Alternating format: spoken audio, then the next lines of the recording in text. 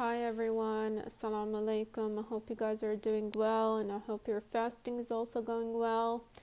And since we're approaching the end of Ramadan and approaching Eid, I thought I'd share with you guys a recipe for making date cookies. Those are delicious date cookies that are going to be made in the healthiest possible way, without using a lot of the unhealthy ingredients. I'm only going to be using a little bit of the unhealthy ingredients, as you'll see, and I'll be counting on the dates for the sweetness. Before we get started with the recipe, I just want to let you guys know that I'm new to YouTube. I would really love for you guys to subscribe to my channel and to like and share and comment on my videos. And if you guys have any ideas for cooking videos, please let me know. I'm planning on making a lot of cooking videos in general and some baking also, but I'm starting off the channel with this baking video. Okay, so here we go. Let's go ahead and get started with the dry ingredients for these date cookies. The first ingredient is gonna be 1 cup of all-purpose flour. Okay, now this should have been 1 cup, but I actually ran out of all-purpose flour, so I only have half a cup, and that's okay. I'm gonna be actually compensating for that with the semolina. Okay, so I'm technically supposed to be using 1 cup of semolina, but again, because I ran out of the all-purpose flour and I really want to make these cookies today, I decided to go ahead with 1.5 cups of semolina. But again, if you have enough of both, you would be using 1 cup of the white all-purpose flour and 1 cup of the fine semolina. Okay, by the way, you can use the coarse semolina, but I find the fine one to be way better for this particular recipe. Okay, now other things we're gonna be using is we're gonna be using anise seeds. Those are meant to be just for flavors. They're really tiny seeds, as you can tell. Okay. What I did over here was I grounded some of it. As you can see, there are a little bit of chunks, but that's okay. I'm only using it to flavor, so I'm going to be using the fine powder over here, but I just wanted to show you what the seeds look like. Okay, and again, this is optional. This is only for flavoring. I'm also going to be using some ground cardamom, again for flavoring. I have a little bit of salt over here. I'm going to be using only like a pinch or 2 of that just to get the flavors out. And I'm going to be using 1 tablespoon of sugar over here. Okay. And then I'm going to be obviously using 1 teaspoon of baking powder and this whole pack of vanilla sugar. Okay, so I'm going to be using the entire thing. And this is about, as it says, 9 grams of vanilla sugar. Okay. The other thing that I'm going to be using for decoration at the very end is going to be just the powdered sugar. Okay, and again, this is optional. Now moving on to the wet ingredients, the first thing we're going to need is obviously the dates. Now these dates over here come in this package. These are meant to be like baking dates, as the package actually says. I've only used half of this package. Now this package is about 375 grams. I used half of it to make these cookies, and this entire setup, all of these ingredients are supposed to actually be giving me 15 medium-sized cookies. Okay. Now, if you don't have the dates, if you don't have these baking dates already pre-made, what you need to do is just grab a couple of like ripe dates, soak them in like hot water for a couple of like hours, and then you would blend them or pretty much mix them around until you get like a paste-like consistency as such in a blender or in a food processor. Okay, you're gonna need 1 egg, and you're gonna need 4 tablespoons of whole milk. Okay, so these are 4 tablespoons of that, and I'm only going to be using 1/4 of a cup of butter. Okay, now as you can tell, this is very little amount of butter, but it's enough to make very delicious date cookies. Okay, so I'm using very little of the butter, and again, I'm using very little of the milk, and I'm not using any sugar whatsoever in the actual dough because I'm counting on the dates for the sweetness. Okay, so let's go ahead and actually get started with the dough. I'm going to start with the dry ingredients first. So I'm going to add the flour, all-purpose flour. Okay, let me just get the little bit of flour that's stuck over here. I'm going to grab also the semolina. Going to be adding all of that. I'm going to be adding 2 pinches of salt. Okay, so that's 1 pinch and that's another one. Okay, and again, this depends on how much you actually want, how much salt you want in your dough. Okay, and I'm going to go ahead and add that tablespoon of sugar. Okay, so I added that. And now I'm just going to add the flavoring. So again, 1 pinch or so of the cardamom. I added about like 2 pinches. Okay, it really depends on how much flavoring you want again. And now I'm going to add the ground anise seeds. Okay, and again, this really depends on how much you want, just 1 pinch or 2 for extra flavoring. And again, this is optional. And then I'm going to add my vanilla. So this entire pack, this is really important, by the way. I find that the vanilla actually gives the dough a really nice flavor. So I'm going to go ahead and add that entire pack over here. And then lastly, I'm going to add just the baking powder. And this is about, I only have a little bit left in the actual bottle, so I'm going to go ahead and add all of that in. Okay, it's about like 1 teaspoon. Okay, so that's about 1 teaspoon. I'm going to go ahead and mix everything all together, combine everything well together so that we can get an even batter with all of the taste all combined. Okay, so that's good enough now. And now I'm going to go ahead and add the wet ingredients immediately. So I'm going to go ahead and first of all, I'm going to just mix the whisk or mix the egg all together so that I can add it. This is good enough. I just wanted to mix the yolk. Okay, so I'm going to go ahead and add that in.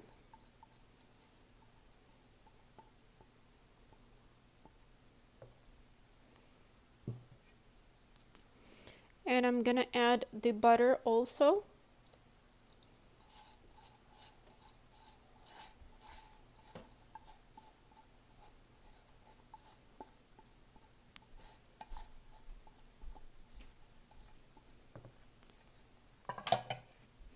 And lastly, I'm going to add the 4 tablespoons of milk.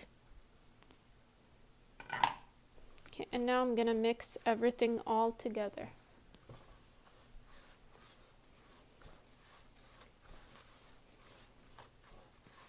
And I'm going to have to actually move on to using my hand in just a second, but I just want to mix everything first with the spatula over here.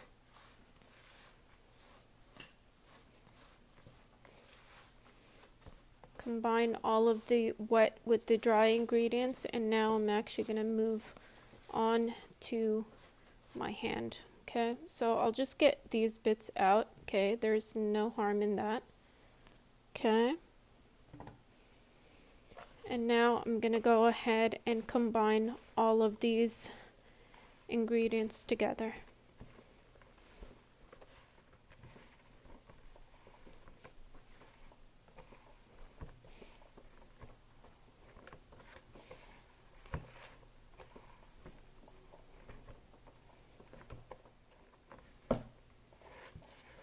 And this is actually good enough over here. By the way, it's a little bit flaky because I used more of the semolina compared to the white flour, but that's okay. It's still gonna work.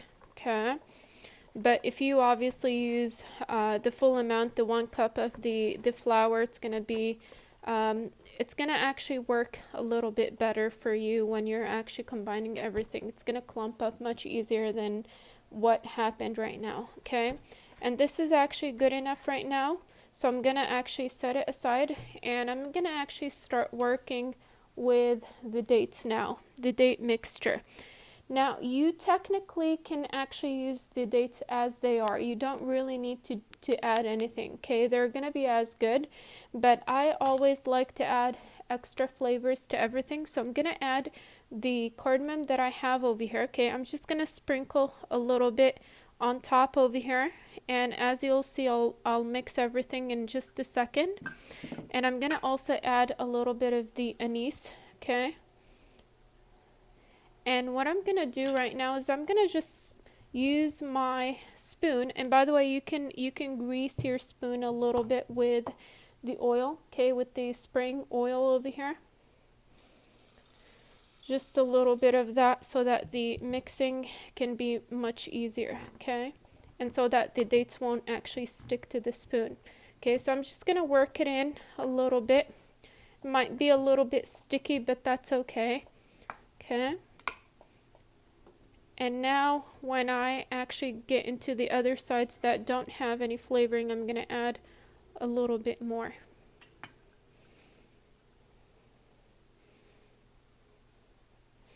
By the way, the combination of cardamom with dates is actually really divine. It's actually really good.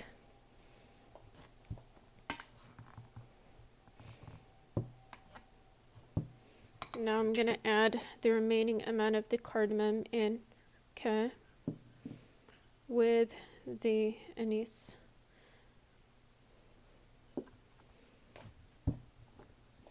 And I'm mixing everything together.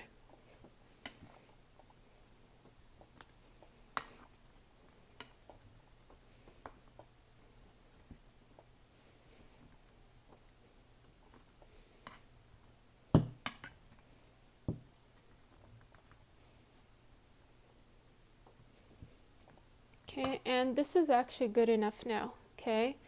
And again, you didn't have to add extra flavorings over here.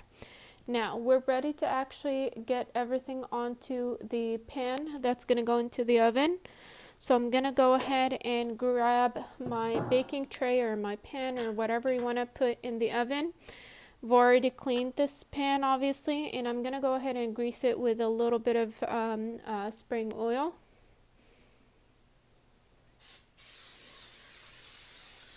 Just so that the cookies won't actually stick to the bottom of the pan. And then the process is actually going to be easy. You're going to grab like a handful of the dough, okay? Work it a little bit with your hand, okay? Make it into like a ball, okay? And then you're going to actually open a little ball in the center, or sorry, a little well in the center of the ball, like so. Okay, you're gonna hold it with one of the hands, make a well, and then you're gonna add like a decent amount of the dates, as much as you'd like. This is obviously just up to your own preference and your own taste. Okay, this is about a good enough amount of size. And then you're going to actually close the well and remove any excess dough. Okay, so this is all excess dough, and I don't want it to be too doughy on the outside. Okay, and now you're going to just close it in. Okay, close it in as much as possible. If something opens from the other side, it's okay. By the way, I'm going to grab this bowl over here so that I can make the process easier. And then you're going to close it from all sides. Try to close any cracks that you might actually have.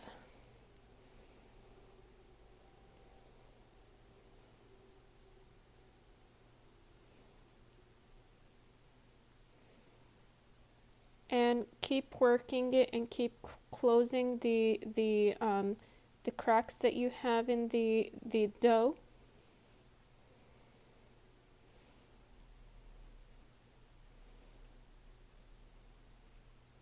Like so.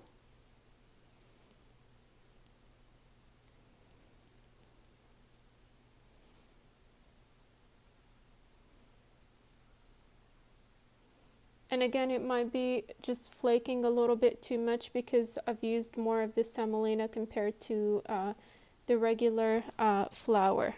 Okay. Now, the next step after making this ball would be to actually grab one of these little gadgets over here that actually make like shape the cookies. You're gonna, oops. You're gonna grab your oil spray over here, and again you're gonna spray it in so that the cookies won't actually stick in, and then you're gonna just place it into that cookie shaper, and you're gonna press in, apply a little bit of pressure into that little shaper, the cookie shaper. Okay, and by the way, it's okay to press hard. The harder the press, the better the cookies are actually gonna hold together. And then all you need to do is just press on that handle down so that you can actually get the desired shape. And that would be one cookie right there. Okay, and you're gonna repeat this entire process for quite a while. Okay, until you're actually done with the entire dough. Now, as I said, this entire dough is supposed to actually be giving us about 15 cookies, so I'll show you the results in a little bit once I'm actually done filling up this entire tray, and then I'll show you how they're gonna look after the oven. Okay, so see you in a little bit.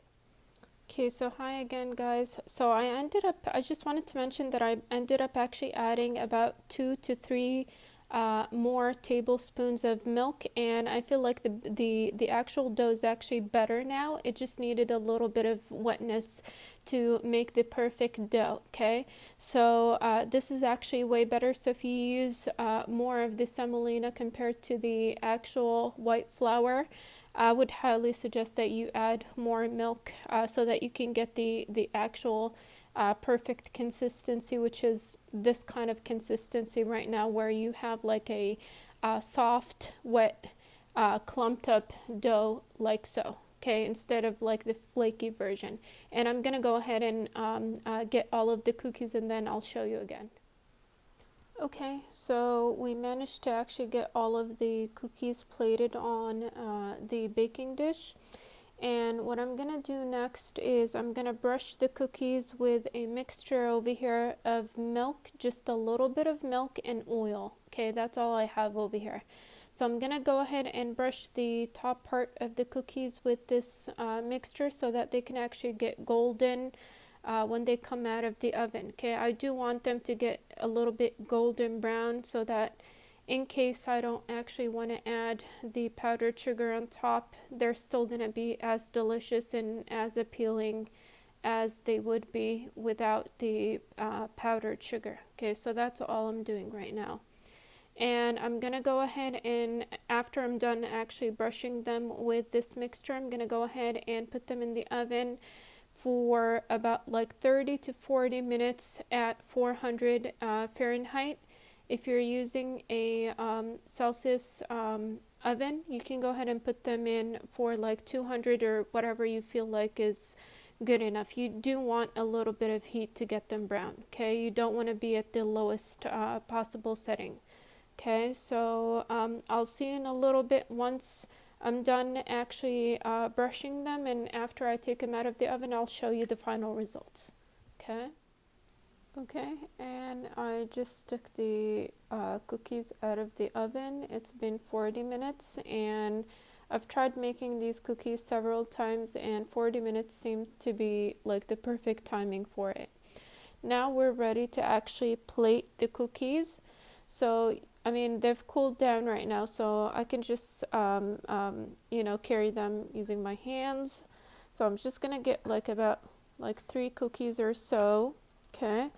And now I'll show you how to actually dust them with the powdered sugar for decoration. And again, this is optional. You don't have to actually do this, but I'll show you how it's going to look after we dust them right now.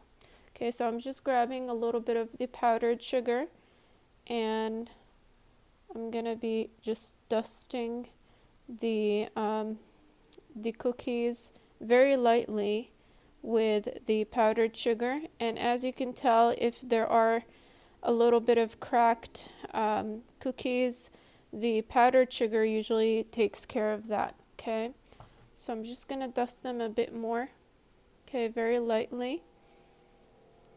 And these cookies are the perfect cookies that you can actually eat with some tea or coffee. That would be totally perfect.